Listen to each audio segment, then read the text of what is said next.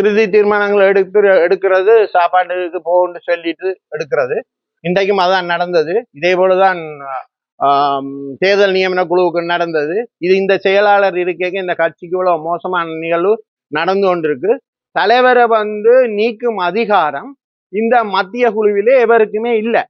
அதை நான் நேரடியா பதிவு செய்துட்டு இன்றைக்கு வெளிநடப்பு செய்துள்ளேன். எனவே என்னுடைய நோக்கம் இந்த கட்சியை சீராக்குவதுதான். வழக்குகளை பின்வாங்குவதாக சுமந்திரன் வாக்குறுதி வழங்கி இருக்கிறார். அவரால் சாட்டப்பட்டவர்களான் வழக்கு போட்டார்கள் என்பதுக்கு இது ஒரு சாட்சி.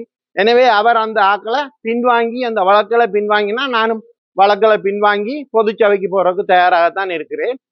மற்றும்படி இன்றைய இந்த முடிவு என்ன இவர்கள் எடுத்து உங்களுக்கு சொன்னார்கள் என்று எனக்கு தெரியாது.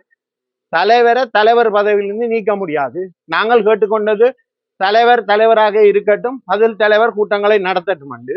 ஆனால் அவர்கள் அது ட்வீட் பண்ணப்பட்ட செய்தியை வெளியில விடுகிறார்கள் நினைக்கின்றேன். அது செய்தி அல்ல. தலைவராக இருப்பார், பதில் தலைவர் அந்த கடமைகளை ஆற்றலாம். இது என்னுடைய நிலைப்பாடாக.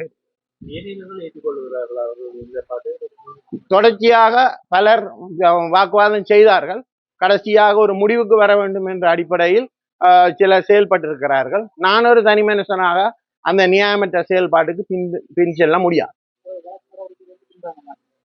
எப்பொழுது சுமந்திரன் அந்த வழக்குல இருந்து பின்வாங்குறாரோ அந்த செகண்ட் நானும் என்னுடைய வழக்கிலிருந்து பின்வாங்குவேன்.